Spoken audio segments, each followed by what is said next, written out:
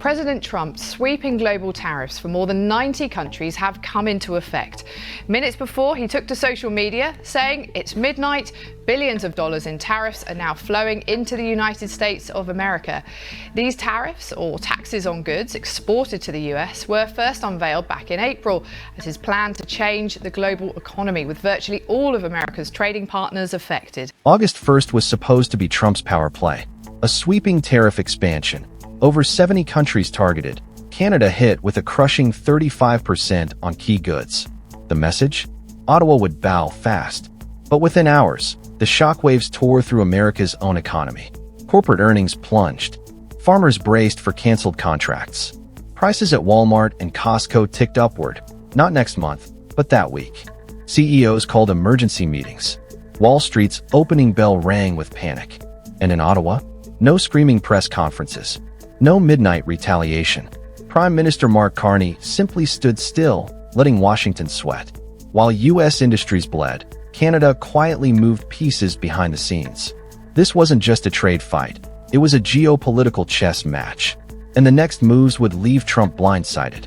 Stay with me, and before we break down the real fallout, make sure you like, subscribe, and keep watching. Trump's August 1st tariff expansion wasn't just broad, it was a sledgehammer. 70-plus countries saw their trade with the U.S. suddenly taxed, but the 35% hit on select Canadian goods stood out. It wasn't a random percentage. It was meant to hurt sectors Trump believed were Canada's economic backbone: steel, aluminum, certain agricultural products, and high-value manufactured goods. The White House sold it as a show of dominance. "We're protecting American workers," Trump declared from the podium, waving charts and claiming billions would pour back into U.S. factories.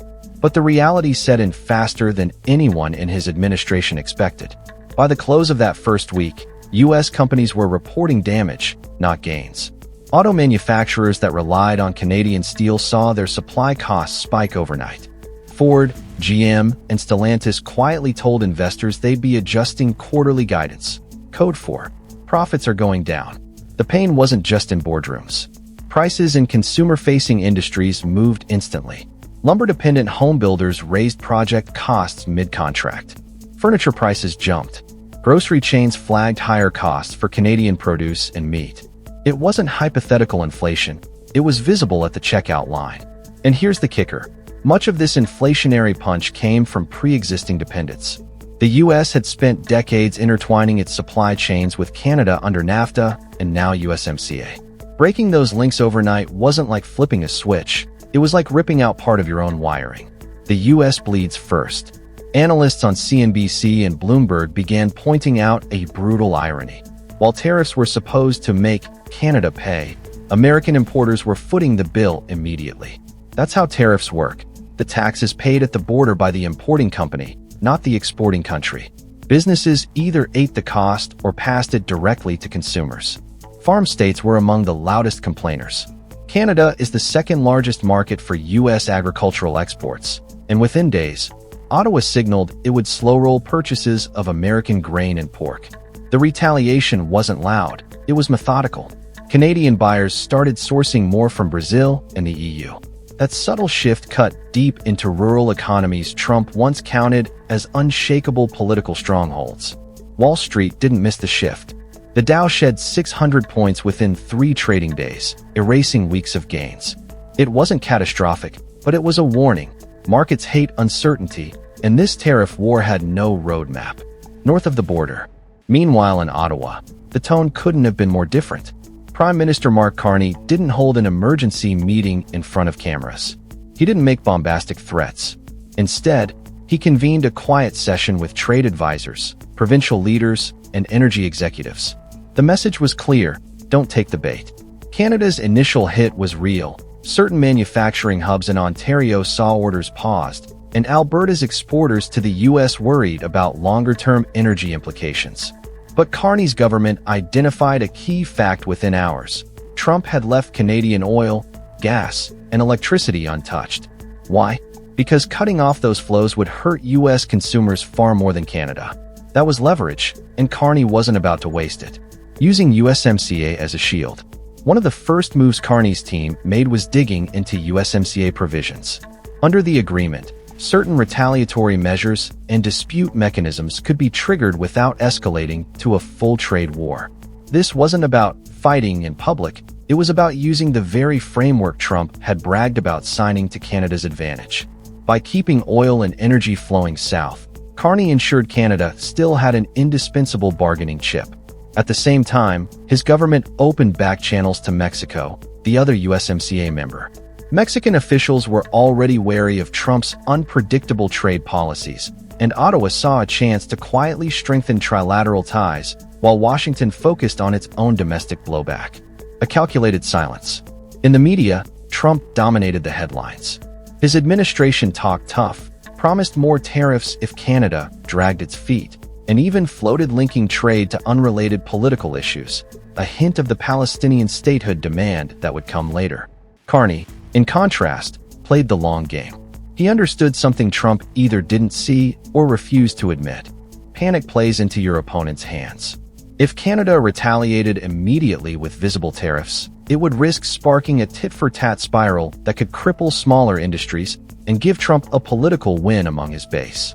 Instead, Ottawa worked on three fronts: diversification, fast-tracking trade talks with the EU, Japan, and Southeast Asian markets to offset any U.S. losses; domestic resilience, offering targeted support to industries directly hit by the tariffs, preventing layoffs from spiraling into a political crisis; strategic patience, letting U.S. industries feel the pain first, amplifying internal political pressure on Trump; public perception splits.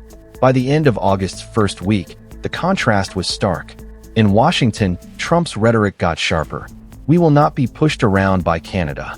But polling showed voter unease over rising prices and shaky markets. In Ottawa, Carney's approval ratings ticked upward, even in provinces feeling the pinch. Canadians, for now, appreciated the restraint. The Canadian press framed it as a pressure containment strategy, while U.S. outlets began questioning whether Trump had underestimated his northern neighbor. The more the U.S. bled quietly, the more leverage Canada accumulated without firing a public shot. And yet, this was just the opening phase. Because Trump was about to make a wild move that would shift the battle from economics to geopolitics entirely. And what happened next would shock everyone. If August began as a trade war, by mid-month it had morphed into something far stranger. Trump, frustrated that Canada hadn't blinked, reached for a card no one saw coming. He tied any future trade concessions to one of the most sensitive diplomatic decisions Ottawa could face: recognition of Palestinian statehood. It was a sudden leap from tariffs to geopolitics, and it caught even seasoned diplomats off guard. The message from the White House was blunt. If Canada wanted relief from the 35% hit, it had to align with Trump's Middle East policy. Ottawa's cold refusal. Carney's response: silence, again. No outraged press release. No grandstanding. Just a quiet refusal to play on those terms. Senior Canadian diplomats privately described the demand as absurd and legally irrelevant under USMCA. Ottawa made it clear through back channels. Canada's foreign policy decisions would never be up for negotiation in a trade dispute. For Trump, the lack of engagement was infuriating. His playbook relied on escalation and public confrontation. But Carney wasn't giving him the optics he wanted. No shouting match, no media fight, no viral soundbites. The Mexico factor. While the public narrative stayed fixated on the tariff standoff, something bigger was brewing under the radar. Ottawa and Mexico City began high-level discussions about a northern corridor trade route, an infrastructure and logistics chain designed to move goods between Canada and Mexico without touching U.S. soil. At first, it sounded like a fantasy. But Canadian rail operators and Mexican port authorities quietly confirmed feasibility studies. The concept was bold: connect Western Canadian rail networks to Mexican Pacific ports through a combination of direct shipping lanes and cooperative third-country logistics hubs. The goal wasn't to replace U.S. trade overnight, it was to build options. And in geopolitics, options are power. Pressure mounts at home, but not in Ottawa. South of the border, the consequences of Trump's tariffs were no longer theoretical. Retail giants like Walmart and Target openly blamed rising prices on supply chain disruptions. Corporate code for tariffs. Construction firms delayed projects, citing higher material costs. Farmers, already squeezed by other export restrictions, staged quiet protests in key swing states. And here's the dangerous part for Trump. Much of this unrest was coming from regions that had been loyal to him in 2016 and 2020. Political strategists started warning that if the tariffs weren't producing visible wins, they were producing visible pain, and the voters would notice. In Canada, by contrast, Carney's approval ratings held. Even in Alberta, where oil exports dominated the economy, the fact that energy had been spared from the tariff list reassured business leaders. The government doubled down on energy diplomacy, ensuring steady oil flows south while using the revenue cushion to finance diversification efforts. Oil, the untouched leverage. This was the part of the story that few in Washington wanted to acknowledge. Canada's crude exports to the U.S. are not just big, they're structurally essential. Any disruption would send gasoline prices skyrocketing in American cities, particularly in the Midwest. By keeping oil on the table but not weaponizing it, Carney played the role of the responsible partner, a subtle but devastating contrast to Trump's image as a chaotic negotiator. International observers noticed. In Brussels, trade officials praised Ottawa's restraint. In Asia, markets saw Canada as a stable supplier despite political turbulence in North America. The global optics game. This is where the battle stopped being just about tariffs and started becoming about reputation. Trump's tariff push, once billed as a strongman move, began looking like a self-inflicted wound. Canada, without firing back in public, was managing to appear disciplined, reliable, and prepared for the long haul. And the longer the U.S. bled politically and economically, the stronger Carney's hand became. Mexico's growing cooperation with Ottawa added another layer of quiet pressure. If the Northern Corridor project even partially materialized, it would signal to global investors that North America's supply chains could adapt without Washington at the center. The breaking point for U.S. business. By late August, major U.S. companies stopped whispering and started shouting. The U.S. Chamber of Commerce issued a statement warning that prolonged tariff disputes with Canada will harm American competitiveness. Auto industry lobbyists descended on Capitol Hill, reminding lawmakers that Canadian parts were integral to U.S. manufacturing. Even Republican senators began hinting that the tariffs might need re-evaluation. In political terms, this was the crack in the wall. Trump's own allies were publicly questioning the wisdom of the fight, not because they wanted to help Canada, but because the domestic costs were stacking too high. Carney's three-track strategy pays off. By keeping his moves deliberate, Carney had turned Trump's initial shock strike into a slow-burn liability for the U.S. His three-track approach, diversification, domestic resilience, and strategic patience, was working. Diversification. Talks with Asian and European partners were moving faster than expected. Japan signaled interest in expanding Canadian agricultural imports. Domestic resilience. Targeted subsidies kept key industries afloat without triggering mass layoffs. Strategic patience. Every week without Canadian capitulation made Trump's position weaker and more politically costly. The Palestinian recognition demand faded from headlines as it became clear Ottawa wasn't budging. Instead, the story shifted toward whether Trump's tariff gamble was collapsing under its own weight, setting the stage for the next phase. As September approached, both sides were entrenched. The tariffs were still in place. Canada hadn't yielded an inch. U.S. companies were bleeding cash, and the quiet Canada-Mexico logistics talks were edging closer to something real.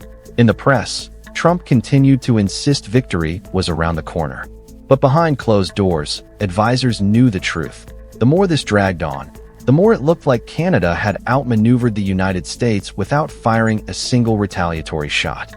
The stage was set for a reckoning, and when it came, it would show the difference between symbolic damage and structural advantage. Carney, without raising his voice, turned the tables.